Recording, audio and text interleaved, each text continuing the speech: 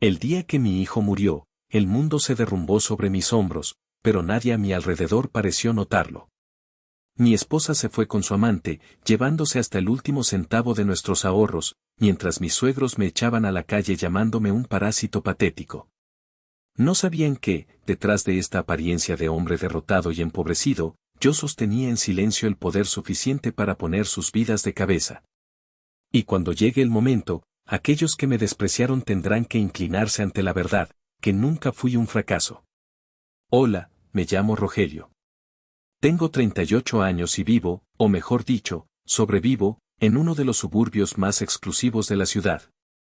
Una zona donde las mansiones de estilo colonial se esconden detrás de muros altos cubiertos de hiedra y sistemas de seguridad de última generación.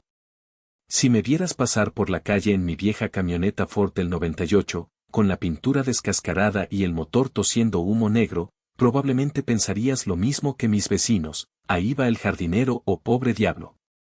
Nadie imaginaría que vivo en la casa de huéspedes de la mansión de los Montero, la familia de mi esposa. Para ellos, soy Rogelio, el contador mediocre, el hombre sin ambición que tuvo la inmensa fortuna de casarse con Marisol, la hija del magnate inmobiliario don Fausto. Cada mañana me levanto a las 5:30, antes de que el sol toque las tejas rojas de la mansión principal.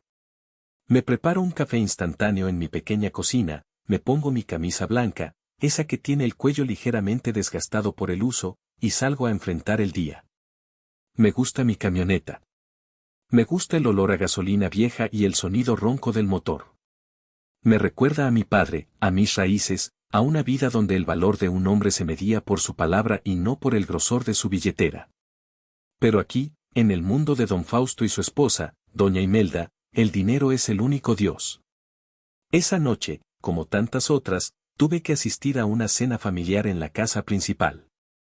Entré por la puerta de servicio, como solía hacer para no ensuciar la alfombra persa del vestíbulo con mis botas de trabajo. En el comedor, bajo una lámpara de araña que costaba más de lo que supuestamente yo ganaba en 5 años, estaban sentados, don Fausto, con su puro en la mano, doña Imelda, criticando el servicio, Marisol, mi esposa, revisando su teléfono con aburrimiento, y Fabián, un socio de negocios de don Fausto, un tipo joven, bronceado y con una sonrisa demasiado blanca. Rogelio, llegas tarde, dijo Marisol sin levantar la vista de la pantalla. Y hueles a calle. ¿No podrías ducharte antes de sentarte a la mesa? Había tráfico en la autopista, Marisol, respondí en voz baja, tomando asiento en el extremo más alejado de la mesa. Tráfico, resopló don Fausto, soltando una nube de humo. Si tuvieras un auto decente y no esa chatarra, quizás llegarías a tiempo. Pero claro, para eso se necesita ambición, algo que tú desconoces. Bajé la mirada hacia mi plato de porcelana vacía. Podría haberle dicho que esa mañana había cerrado una operación bursátil desde mi teléfono que le habría dado un infarto. Podría haberle dicho que mi chatarra era una elección, no una condena. Pero callé. Callé porque tenía una razón para soportar todo este veneno. Papá. Gritó una vocecita alegre. Carlitos, mi hijo de 7 años, entró corriendo al comedor con las manos manchadas de crayones. Tenía el cabello revuelto y esos ojos grandes y curiosos que eran lo único puro en esta casa llena de hipocresía. Y miren lo que dibujé, exclamó, extendiendo una hoja de papel arrugada hacia su abuelo. Don Fausto apenas la miró. Muy bonito, niño. Ahora ve con la niñera, estamos hablando de negocios. Carlitos bajó los brazos, su sonrisa se desvaneció. Me miró a mí. Yo le hice un gesto y él corrió a mi lado. Lo senté en mis rodillas, ignorando la mirada de desaprobación de doña Imelda. Déjame ver, campeón, le susurré. Era un dibujo de un campo lleno de flores amarillas. En medio, había una figura grande con una corona torcida y una figura pequeña a su lado. Son girasoles, papá, me explicó al oído. Y tú eres el rey de los girasoles. Porque siempre buscas el sol, aunque esté nublado. Sentí un nudo en la garganta. Acaricié su cabello suave. Él era mi ancla. Él era la razón por la que soportaba ser el inútil, el arrimado. Sabía que si me divorciaba de Marisol ahora, con mi supuesta insolvencia económica, los abogados de don Fausto me destrozarían. Me quitarían la custodia alegando que no puedo mantenerlo. Me borrarían de su vida. Y no podía permitir que Carlitos creciera solo entre estos tiburones. Es hermoso, hijo, le dije, besando su frente. Es el mejor dibujo del mundo. No sabía que ese sería uno de los últimos dibujos que vería. Todo cambió un sábado por la mañana, apenas 3 semanas después de esa cena. El cielo estaba despejado, un azul intenso que prometía un día caluroso. Yo estaba en el pequeño jardín trasero de la casa de huéspedes, arreglando una cerca, mientras Carlitos jugaba cerca de mí con sus muñecos de acción. Marisol se había ido temprano. Dijo que tenía una sesión de spa y luego un almuerzo de caridad con las damas del club. Se fue en su convertible Mercedes, dejándonos atrás sin siquiera despedirse de Carlitos. Papá, me duele la cabeza, dijo Carlitos de repente. Dejé el martillo y me volví hacia él. Estaba sentado en el pasto, tocándose la frente con una mano pequeña. ¿Te golpeaste, campeón? Pregunté, acercándome y limpiándome las manos en el pantalón. No. Solo me duele mucho. Como si algo empujara mis ojos hacia afuera. Cuando llegué a su lado, vi un hilo de sangre roja y brillante salir de su nariz. Carlitos. Lo tomé en mis brazos. Su piel estaba ardiendo, pero al mismo tiempo estaba pálido, casi translúcido. Tengo sueño, papá, murmuró, y sus ojos se pusieron en blanco antes de que su cuerpo se desplomara, pesado y flácido contra mi pecho. El pánico me golpeó como un mazo. Lo levanté en brazos y corrí hacia mi camioneta. No había tiempo para esperar una ambulancia. Lo acosté en el asiento del copiloto, asegurándolo con el cinturón lo mejor que pude, y arranqué el motor. La vieja Ford rugió, protestando, pero aceleré a fondo, saliendo de la propiedad y dejando marcas de neumáticos en la grava perfecta de don Fausto. Mientras conducía, esquivando el tráfico con una mano en el volante y la otra sosteniendo la mano fría de mi hijo, marqué el número de Marisol. 1, 2, 3 timbres. Buzón de voz. Maldita sea, contesta. Grité al teléfono, volviendo a marcar. Esta vez contestó al cuarto timbre. Se oían risas y música suave de fondo. ¿Rogelio? ¿Qué quieres? Estoy ocupada, su voz sonaba irritada, distante. Es Carlitos. Se desmayó. Está sangrando. Vamos al hospital central. Tienes que venir, Marisol, es grave. Hubo un silencio al otro lado. Luego un suspiro. Rogelio, no seas dramático. Seguro es por el calor. Le sangra la nariz a veces. Estoy en medio de algo importante con los inversores. Está inconsciente, maldita sea. Grité, mi voz quebrándose. Ven ahora mismo. Colgué y pisé el acelerador a fondo, saltándome un semáforo en rojo. Llegamos a urgencias. Los médicos se llevaron a Carlitos en una camilla. Las luces blancas del hospital me cegaban. Me quedé solo en el pasillo, con la camisa manchada de la sangre de mi hijo, temblando incontrolablemente. Pasaron horas. Horas que se sintieron como siglos. Marisol no llegaba. Llamé a mis suegros, pero doña Imelda me dijo que estaban en una subasta de arte y que pasarían cuando terminara el evento. Finalmente, un médico salió. Tenía esa expresión, esa mirada de lástima profesional que hiela la sangre. Señor. ¿Usted es el padre de Carlos? Sí, soy yo. ¿Cómo está? Hicimos una tomografía. Lo siento mucho. Es un glioblastoma multiforme. Un tumor cerebral muy agresivo. Ha estado creciendo silenciosamente y hoy hubo una hemorragia masiva. La presión en su cerebro es crítica. Sentí que el suelo se abría bajo mis pies. Opérelo. Hagan lo que sea necesario. Tengo dinero, conseguiré el dinero, balbuceé, olvidando mi papel por un segundo. El médico negó con la cabeza suavemente. No es cuestión de dinero, señor. Es inoperable en este estado. Si hubiéramos detectado esto hace meses, tal vez en Suiza hay tratamientos experimentales, pero ahora, solo podemos mantenerlo cómodo. Le queda muy poco tiempo. Me dejé caer en una silla de plástico, cubriéndome la cara con las manos. Mi niño. Mi rey de los girasoles. Se me estaba yendo, y yo, con todos mis millones secretos, con todo mi poder oculto, no podía hacer nada para detenerlo. Marisol llegó 2 horas después.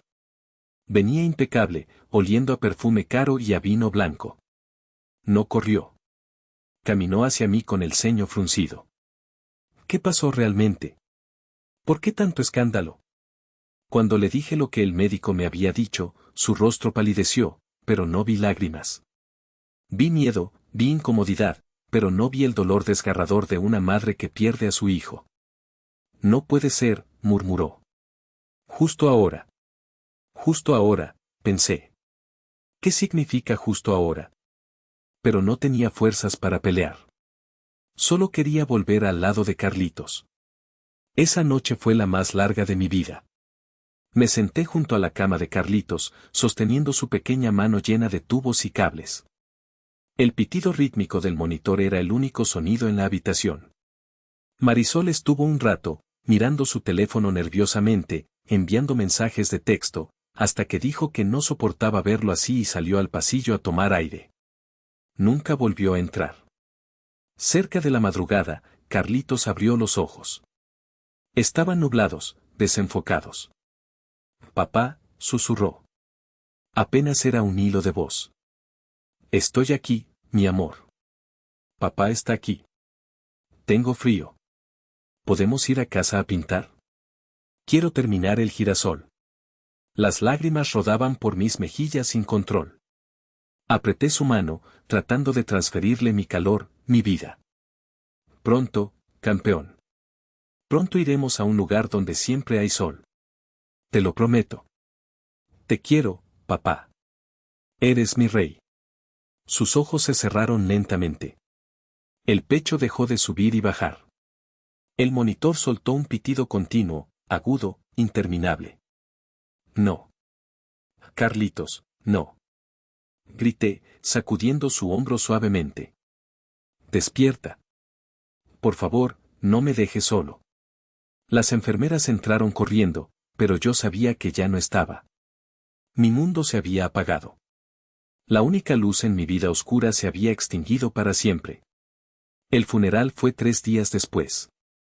Un evento sombrío y pomposo, organizado por doña Imelda como si fuera un evento social. Había más arreglos florales que sentimientos reales. La gente vestida de negro murmuraba condolencias vacías. Yo estaba de pie junto al pequeño ataúd blanco, entumecido. No sentía mis piernas. No sentía mi corazón. Solo sentía un vacío inmenso, un agujero negro en el pecho.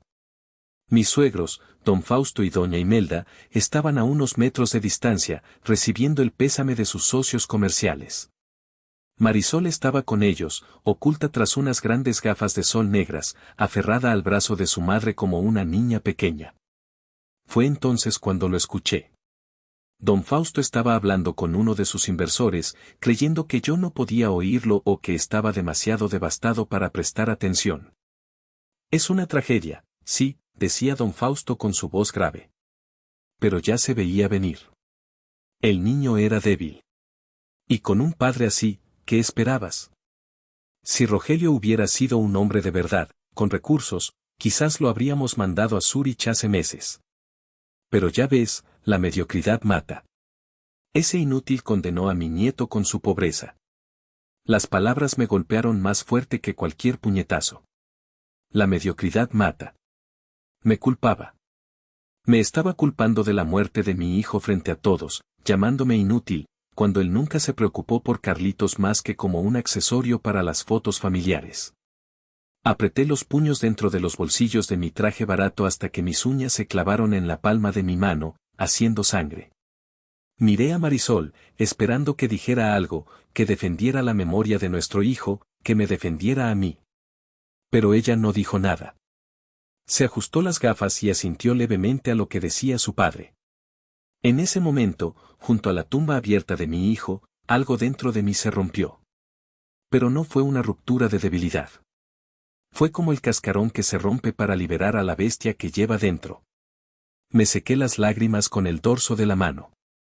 Está bien, pensé, mirando las espaldas de la familia Montero. Creen que soy un inútil. Creen que soy pobre. Creen que me han derrotado. Disfruten su victoria hoy, porque será la última. Los días siguientes al entierro pasaron como una neblina gris. Yo apenas salía de la casa de huéspedes. Me pasaba las horas sentado en la cama de Carlitos, abrazando su almohada que aún olía a champú de manzanilla, mirando sus dibujos pegados en la pared. El tercer día, el silencio en la propiedad se volvió ensordecedor. Noté que no había visto el coche de Marisol en la entrada. Caminé hacia la casa principal, arrastrando los pies. Todo estaba demasiado tranquilo. Entré en nuestra habitación, la que compartíamos teóricamente, aunque hacía meses que dormíamos separados. Los armarios estaban abiertos de par en par vacíos. Faltaban sus vestidos de diseñador, sus zapatos, sus joyas. Incluso se había llevado los cuadros caros de las paredes. Sobre la mesita de noche, había un sobre blanco con mi nombre escrito con su caligrafía perfecta y cursiva. Mis manos temblaban al abrirlo. Rogelio, no puedo seguir así. La muerte de Carlitos me ha hecho ver que la vida es demasiado corta para desperdiciarla en la tristeza y en la mediocridad. Necesito a alguien que pueda darme el mundo, no a alguien que apenas puede mantener una camioneta vieja. Me voy. No me busques. Voy a buscar la felicidad que me merezco. PD, he tomado lo que me corresponde como compensación por los años perdidos a tu lado. Sentí un frío helado recorrer mi espalda. ¿Compensación? Saqué mi teléfono y abrí la aplicación del banco. No mis cuentas secretas, sino la cuenta conjunta. Esa que usábamos para los gastos de la casa y donde yo depositaba religiosamente mi sueldo de contador y algunos ahorros extras que había transferido para parecer un buen proveedor. Había unos $45,000 en esa cuenta. Dinero destinado a la Universidad de Carlitos, a emergencias. El saldo parpadeaba en la pantalla en números rojos, 0 pesos. Se lo había llevado todo. Hasta el último centavo. Me había dejado, supuestamente, sin dinero para comer, sin dinero para pagar la luz, sin nada. Se había ido con su amante sobre el cadáver aún tibio de nuestro hijo, robándome lo poco que ella creía que yo tenía. No grité. No lloré. Solo sentí una náusea profunda, un asco visceral hacia la mujer con la que había compartido mi vida. No era dolor por el dinero, para mí, $45,000 eran una propina. Era dolor por la maldad pura, por la falta de humanidad. Muy bien, Marisol, susurré a la habitación vacía. ¿Quieres guerra? Tendrás guerra. Salí de la casa principal y vi que en el porche, cerca de la piscina, estaban mis suegros. Don Fausto estaba sentado bebiendo un whisky, doña Imelda leía una revista, y para mi sorpresa, ahí estaba Fabián, el socio joven, y Jacinto, el hermano menor de Marisol. Un parásito de 25 años que nunca había trabajado en su vida. Caminé hacia ellos con la carta en la mano.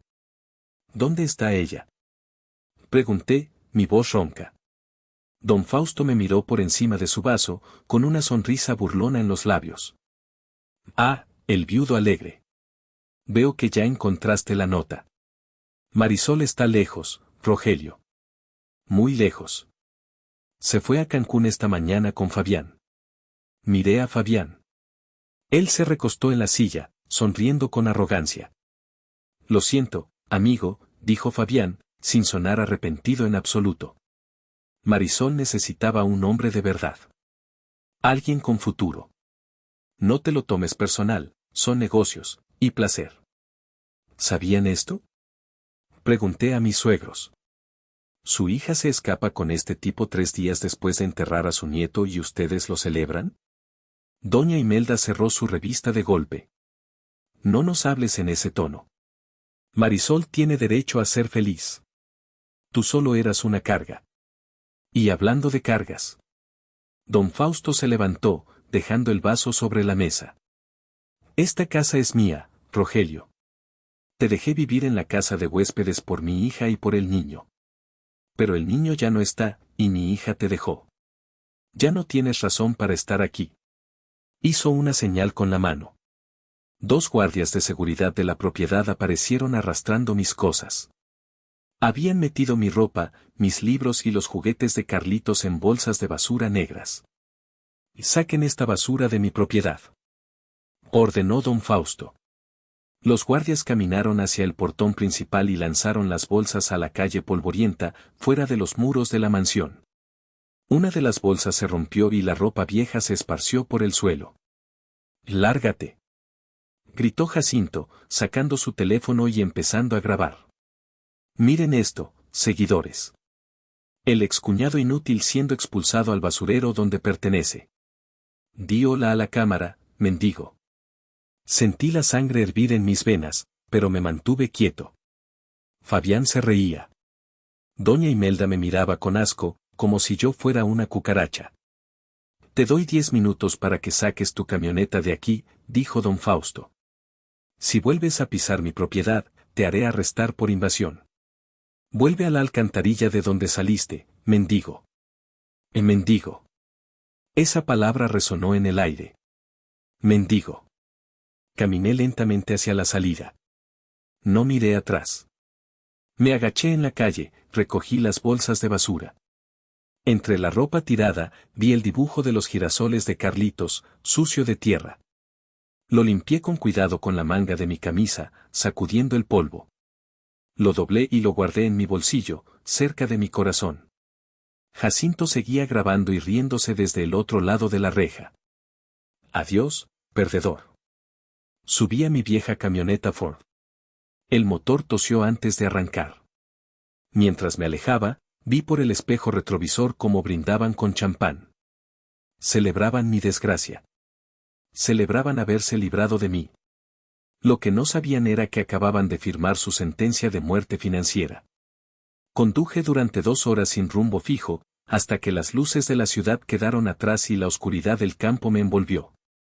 Llegué a una pequeña cabaña de madera que tenía en una zona rural, a nombre de una sociedad anónima. Era un lugar modesto por fuera, oculto entre árboles, pero por dentro era mi santuario. Entré, tiré las bolsas en un rincón y fui directo al baño. Me miré en el espejo. Vi a un hombre cansado, con ojeras profundas, barba de 3 días y los ojos rojos. Vi al inútil que ellos veían. Se acabó, dije a mi reflejo. Me di una ducha larga, lavando el sudor, la tierra y la humillación. Me afeité. Me puse ropa limpia. Cuando volví a mirarme al espejo, la mirada de perro apaleado había desaparecido. Ahora había hielo en mis ojos. Fui a la habitación trasera y moví un panel falso en la pared. Detrás había una caja fuerte de alta seguridad. Puse mi huella digital y el escáner de retina la abrió con un suave clic. Dentro no había dinero en efectivo. Había algo más poderoso, una laptop satelital encriptada y varios discos duros. Me senté en el escritorio de madera maciza, abrí la computadora y tecleé mis credenciales de acceso. El sistema se conectó a mis servidores privados en las Islas Caimán y Zúrich. La pantalla parpadeó y mostró mi balance global consolidado. Saldo total, $85.432.091 americanos. 85 millones de dólares. No era un contador. Era un quant, un genio de los algoritmos financieros. Durante los últimos 15 años, había desarrollado software de predicción bursátil que vendía a los mayores fondos de cobertura del mundo. Había invertido en criptomonedas antes de que tuvieran nombre, en startups tecnológicas que ahora eran unicornios. Había ocultado todo esto porque vengo de una familia que fue destruida por el dinero. Mis padres biológicos se mataron entre ellos por una herencia cuando yo era niño. Crecí viendo cómo la codicia pudre el alma. Me juré que si alguna vez me casaba, sería con alguien que me amara por mí, no por mi cuenta bancaria. Fallé. Elegí a Marisol. Y pagué el precio con la vida de mi hijo. Tomé el teléfono satelital y marqué un número que solo usaba en emergencias. Sí. Contestó una voz sobria al primer tono. Era el licenciado Bernal, mi abogado y gestor de patrimonio, el único hombre que conocía mi secreto. Bernal, soy yo. Señor Rogelio. He estado intentando contactarlo. Me enteré de lo del niño, mis más sentidas condolencias. Gracias, Bernal. Pero no te llamo para llorar. Te llamo para trabajar. Usted dirá, señor. Quiero que actives el protocolo Omega contra Industrias Montero. Hubo un silencio al otro lado de la línea. ¿El protocolo Omega, señor? Eso es, nuclear. Implica comprar toda la deuda tóxica, ejecutar los pagarés vencidos, bloquear líneas de crédito. Destruirá a don Fausto. Lo dejará en la ruina total. Hay mucha gente implicada. Ellos destruyeron a mi hijo. Me echaron a la calle como a un perro. Se burlaron de mi dolor. Quiero que compres cada pagaré, cada hipoteca, cada acción flotante. Quiero ser el dueño mayoritario de su empresa para el lunes por la mañana. Entendido. Requerirá liquidez inmediata. Unos 30 millones. Búsalos. No me importa el costo. Quiero verlos caer. Quiero ver sus caras cuando se den cuenta de que el mendigo es ahora su dueño. A la orden, señor. Empezamos ahora mismo. Colgué el teléfono. Miré la pantalla de la laptop, donde la foto de fondo era una imagen de Carlito sonriendo en el parque. Esto es por ti, hijo, susurré. Papá va a limpiar la basura. Pasó una semana. Una semana en la que Bernal y mi equipo de tiburones financieros trabajaron en las sombras, devorando cada pedazo de papel, cada deuda que don Fausto tenía. Y tenía muchas. Su imperio inmobiliario era un gigante con pies de barro, sostenido por préstamos y fraudes que yo conocía bien, porque yo mismo, bajo el nombre de una empresa fantasma llamada RM Holdings, había estado financiando sus deudas para mantener a flote la herencia de mi hijo. Pero ya no había hijo. Y ya no habría piedad. Era lunes por la mañana. La sede de Industrias Montero, un rascacielos de cristal en el centro financiero, estaba en caos. Sabía que los bancos habían empezado a llamar exigiendo pagos. Sabía que habían convocado una junta de accionistas de emergencia. Llegué al edificio. No en mi vieja Ford. Llegué en un Bentley negro blindado, conducido por un chofer. Me bajé del auto. Llevaba un traje italiano hecho a medida, azul oscuro, zapatos de cuero que costaban más que la cocina de mis suegros, y un reloj Patek Philippe en la muñeca. Me había afeitado, peinado hacia atrás. Caminaba erguido, con la seguridad de un hombre que tiene el mundo en su bolsillo. Entré al vestíbulo. La recepcionista, que solía mirarme con desdén cuando iba a buscar a Marisol, se quedó boquiabierta. No me reconoció al principio. Buenos días, dije, pasando de largo hacia los ascensores privados. Señor. No puede pasar. Identifíquese. Gritó el guardia de seguridad, corriendo hacia mí. Me detuve y lo miré a los ojos. Soy el dueño de este edificio. Si me tocas, estarás desempleado antes de que tu mano llegue a mi hombro. El guardia vaciló. Bernal apareció a mi lado con dos asistentes cargando maletines. Vienen conmigo, dijo Bernal con autoridad. El guardia retrocedió. Subimos al piso 40. La sala de juntas. Al abrir las puertas dobles de caoba, el murmullo de la sala cesó de golpe. Alrededor de la inmensa mesa ovalada estaban los socios minoritarios, los abogados de la empresa, y en la cabecera, don Fausto, sudando, con la corbata desajustada. A su lado estaba Fabián, mirando su reloj nervioso, y Jacinto, jugando con su celular. Todos se giraron hacia mí. ¿Quién diablos? Empezó don Fausto, entornando los ojos. Luego, la comprensión golpeó su rostro como un ladrillo. ¿Rogelio? Jacinto soltó una carcajada nerviosa. ¿Rogelio? ¿El mendigo? ¿Qué haces aquí disfrazado de gente decente? ¿Vienes a pedir limosna o a limpiar los baños? Se levantó. Seguridad. Saquen a este payaso de aquí. Fabián se rió, aunque su risa sonó forzada. Vaya, vaya. Alquilaste un traje barato para impresionarnos. Patético. Caminé lentamente hacia la cabecera de la mesa. No dije nada. El sonido de mis pasos resonaba en el silencio tenso. Llegué hasta donde estaba don Fausto y puse mis manos sobre la mesa, inclinándome hacia él.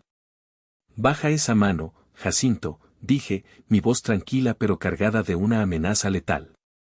Y tú, Fausto, levántate de mi silla. ¿Tu silla? Don Fausto se puso rojo de ira. Estás loco. Llamaré a la policía. Lárgate antes de que te mate. Hice una señal a Bernal. Bernal avanzó y conectó su laptop al proyector principal de la sala. Señores, si me permiten, dijo Bernal.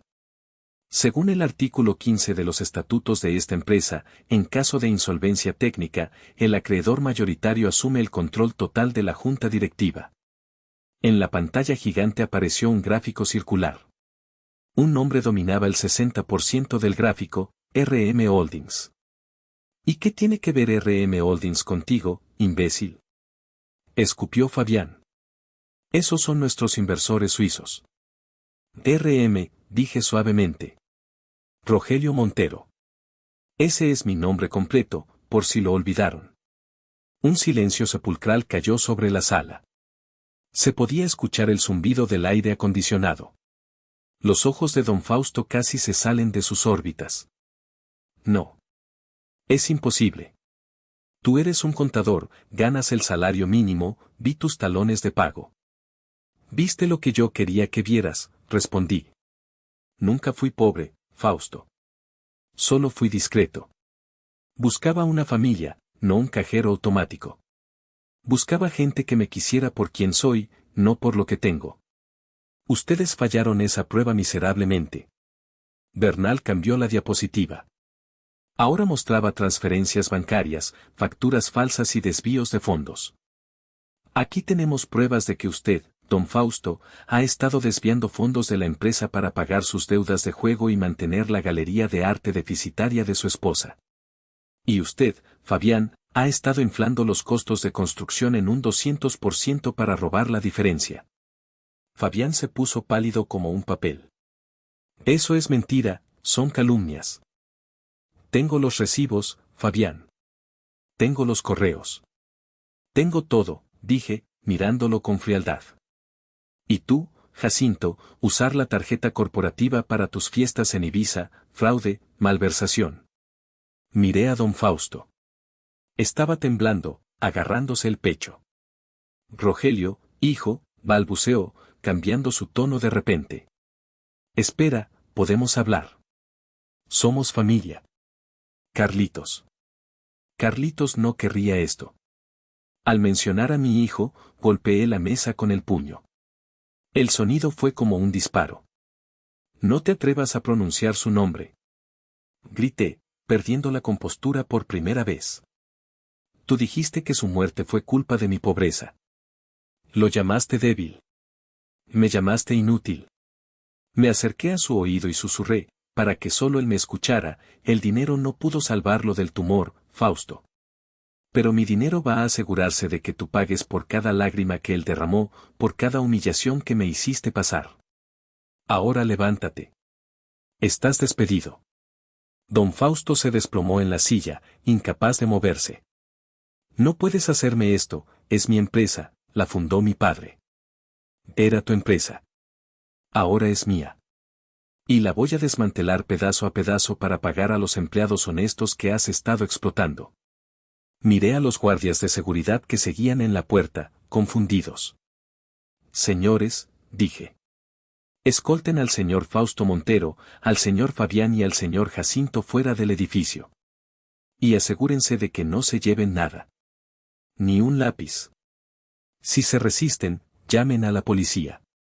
Los agentes de delitos financieros ya están en el vestíbulo esperando para hablar con ellos sobre el fraude fiscal. Rogelio, por favor. Chilló Jacinto, llorando como un niño. Soy tu cuñado. No tengo a dónde ir. Ve a buscar trabajo. O mejor, pide limosna. Ya tienes experiencia grabando mendigos, ¿no? Los guardias, dándose cuenta de quién mandaba ahora, agarraron a don Fausto y a los otros dos por los brazos. Los arrastraron fuera de la sala de juntas entre gritos y protestas. Vi cómo se los llevaban. Vi la desesperación en sus ojos, la misma desesperación que yo sentí en el hospital, pero esta vez, no sentí pena. Sentí justicia. Me quedé solo en la sala de juntas con Bernal. Me senté en la silla del presidente, giré hacia el ventanal y miré la ciudad a mis pies. ¿Está hecho, señor?, preguntó Bernal. Está hecho. Congela las cuentas de doña Imelda también. Quiero que sientan el frío de la calle. Esa tarde, las noticias estallaron. Escándalo en Industrias Montero. El magnate Fausto Montero arrestado por fraude. El yerno misterioso toma el control. Mi cara no salía en las fotos, solo mi nombre. Prefería seguir siendo un fantasma para el público. Regresé a mi cabaña esa noche. No hubo fiesta. No hubo champán. Me senté en el porche, escuchando los grillos, con una cerveza barata en la mano. Había ganado, sí. Tenía su empresa, tenía su orgullo bajo mi suela. Pero miré al cielo estrellado y supe que cambiaría todos esos millones por 5 minutos más con Carlitos. Sin embargo, sabía que él estaría orgulloso. Papá no se dejó pisotear. Papá fue el rey. Pasó un mes. La caída de la familia Montero fue rápida y brutal. Don Fausto estaba bajo arresto domiciliario, esperando juicio. Doña Imelda tuvo que vender sus joyas para pagar abogados. La mansión fue embargada por el banco, o sea, por mí, y puesta a la venta. Y entonces, sucedió lo inevitable. Yo había trasladado mis operaciones a una oficina moderna en el centro. Una mañana, mi secretaria me avisó por el intercomunicador. Señor Montero, hay una mujer aquí. Dice que es su esposa. Está, bueno, insiste en verlo. Suspiré. Sabía que vendría. Hazla pasar. La puerta se abrió y entró Marisol. Pero no era la Marisol altiva y perfecta que se había ido a Cancún.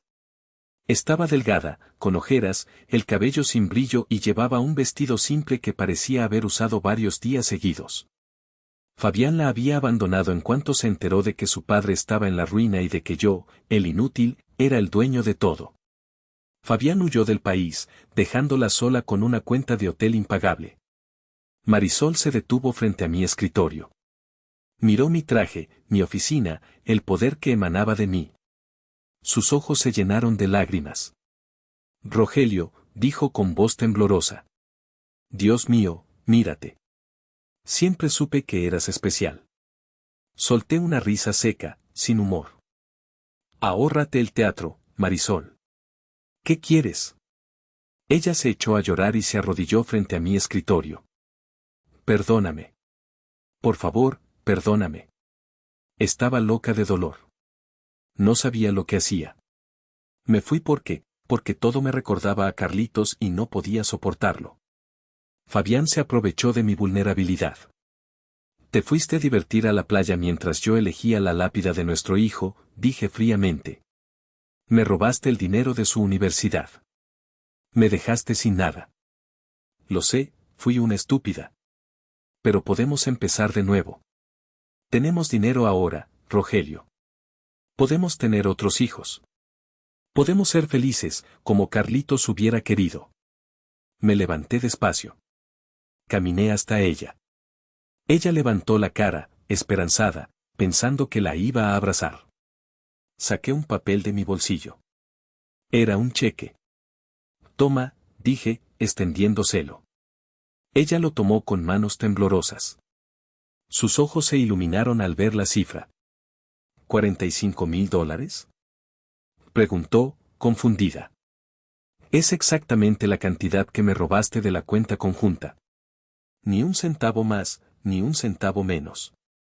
Pero, ¿y nosotros? ¿Y el resto? Eres millonario. Yo soy millonario. Tú eres una extraña. Ese cheque es el precio de tu lealtad, Marisol. Es lo que valías para mí. tómalo y desaparece. Si vuelves a acercarte a mí, te destruiré legalmente. Rogelio. Soy tu esposa. Te amo. No. Amas mi dinero. Y perdiste el derecho a ser mi esposa cuando te convertiste en la amante de otro mientras nuestro hijo moría. Largo. Apreté el botón del intercomunicador. Seguridad, acompañen a la señora a la salida. Ella gritó y lloró mientras se la llevaban, pero yo me di la vuelta y miré por la ventana. No sentí nada. Ni amor, ni odio. Solo la indiferencia absoluta que se siente por un extraño que ya no importa. Con los Montero fuera de mi vida, empecé a construir la vida que siempre quise. Vendí la empresa de don Fausto por partes y doné gran parte de las ganancias. No quería ese dinero sucio. Compré una casa grande, pero no ostentosa, cerca de la naturaleza. Traje a mis padres biológicos a vivir conmigo.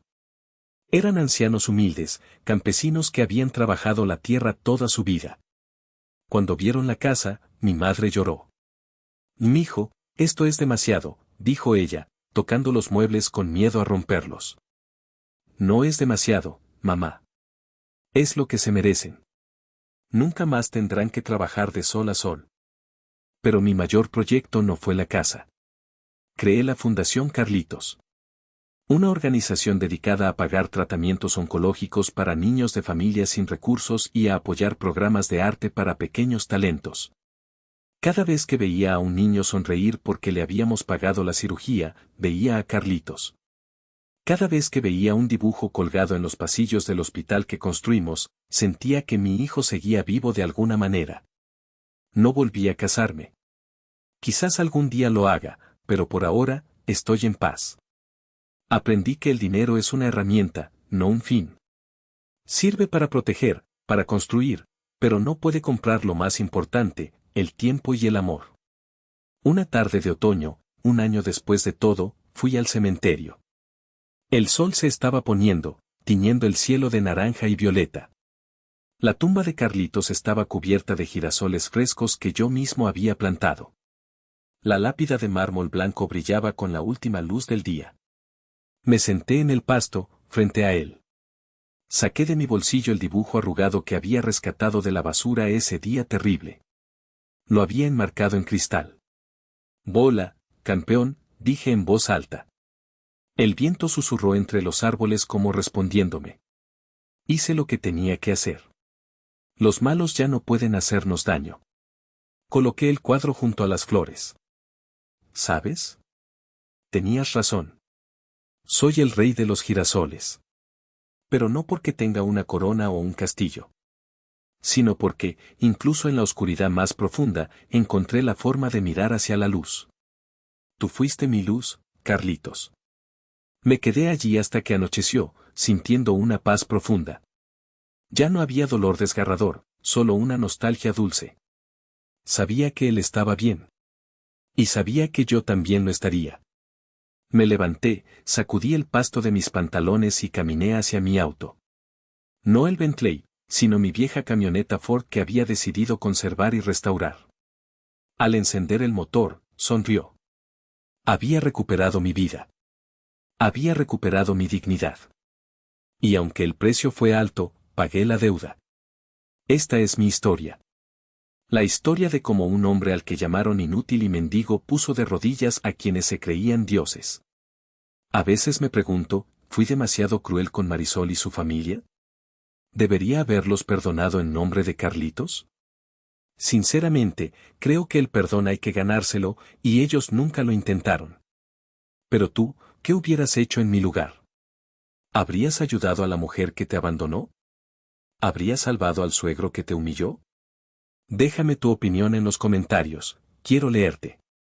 Soy Rogelio, y recuerda, nunca juzgues a un libro por su cubierta, ni a un hombre por su camioneta vieja. Gracias por escuchar. Si te ha gustado mi historia, suscríbete al canal para más relatos de justicia y karma. Hasta la próxima.